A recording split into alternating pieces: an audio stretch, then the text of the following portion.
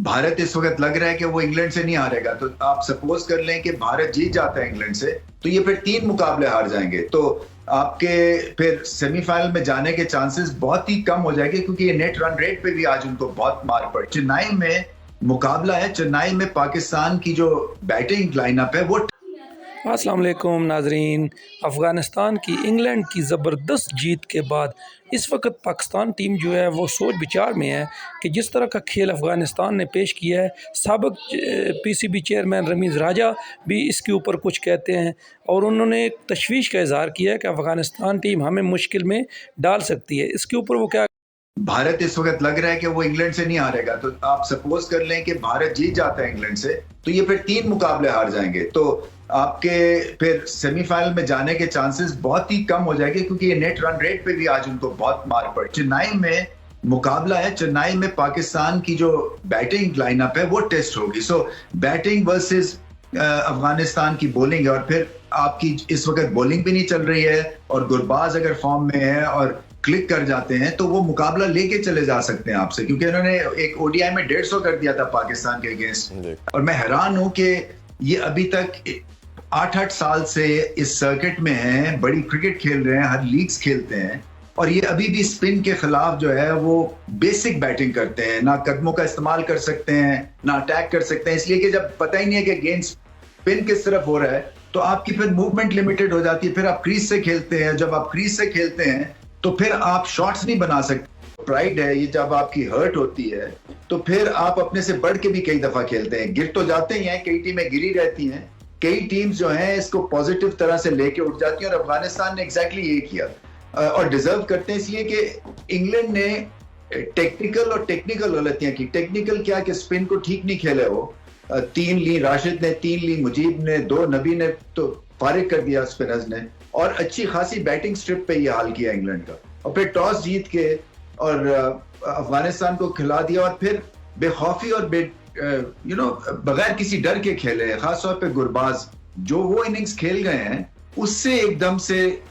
हौसला भी मिला कि ये ठीक है, आप बड़े नाम होंगे, आपके रेपुटेशन बहुत बड़ी है, करंट वर्ल्ड चैंपियंस भी हैं, मगर हमें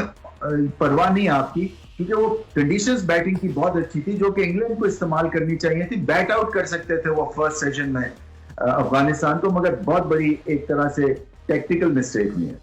अच्छा, हम अगर रमीज भाई बात करें मुजीब की, ये मैन ऑफ द मैच रहे। अगर इनकी परफॉर्मेंस देखें तो इन्होंने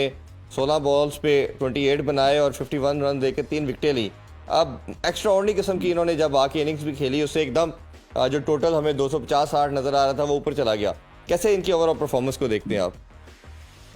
देखिए, मुजीब ने पाकिस्तान के खिलाफ भी एक अच्छा 50 किया था, वो जो ट्रायंगुलर सीरीज थी कोलंबो में, तो हिट तो मार लेते हैं और ठीक है बॉल से बचते हैं, मगर जब मिडिल करते हैं तो बहुत दूर बॉल जाती है, और वही इनकी भी इनिंग्स बड़ी क्रिटिकल थी, क्योंकि 250 अगर स्कोर टारगेट मिला होता है इंग्लैंड को तो फिर एक तरह से आपका मिजाज ही और होता है। 280 या 80 प्लस जो है ना, वो फिर ज्यादा रन हो जाते हैं, और उसमें अगर आपकी पहले 3-4 विकेटें गिर जाएं तो फिर रन चेज मुश्किल हो जाता है। तो इनकी ओवरऑल बहुत अच्छी कंट्रीब्यूशन थी, बड़ी विकेटें भी ली, टेल एंडर को भी आउट किया, और एक तरह से प्रेशर मेंटेन किया उन्होंने थ्रू आउट।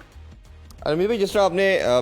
अफगानिस्तान की बैटिंग की बात की, जितनी प्रेस किया जाए गुरबाज की इनिंग्स का कम है। एक ऐसा प्लेयर जो दिलेर है, आके अटैक करता है दूसरी टीम के ऊपर, बड़ी शॉट्स मारता है। आज की इनिंग्स के अंदर भी देखें तो 140 के स्ट्राइक रेट के साथ खेले, 4 छक्के लगाए। एक उनकी इनिंग कैसे देखते हैं? और दूसरा जो हमें प्रॉब्लम नज़र आ रहा था अफगानिस्तान का कि मिडल ऑर्डर जब कोलैप्स करता था कोई भी नहीं संभालता था, बट ये स्टेबिलिटी प्रोवाइड की इकराम ने। उन्होंने आज हमने देखा कि उनकी इंक्लूजन बड़ी ज़बरदस्त रही। उन्होंने आज 58 रन की शानदार इनिंग्स खेली, और लेट मिडल ऑर्डर कहना चाहिए, और टेल के साथ उन्होंने अच्छी पार्टनरशिप करके मोर देन रीजनेबल टोटल लगाया। कैसे देखते हैं दोनों की इनिंग्स को?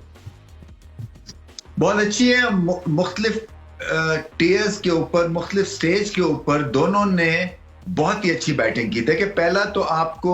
गुरबाज इसलिए बहुत बड़े हीरो हैं इस विक्ट्री में, क्योंकि उन्होंने टॉप क्वालिटी इंग्लैंड की बॉलिंग साइड और पेस बॉलिंग के थ्रू वो डरा भी रहे थे और डराने की कोशिश की अफगानिस्तान को, इसलिए अपने सारे बेसिस उन्होंने पेसर से भरे हुए थे, क्योंकि वो समझते थे कि अफगानिस्तान पेस को ठीक नहीं खेलता है। तो वहां पे जाके जो पहले 10 ओवर्स में वो एक तरह से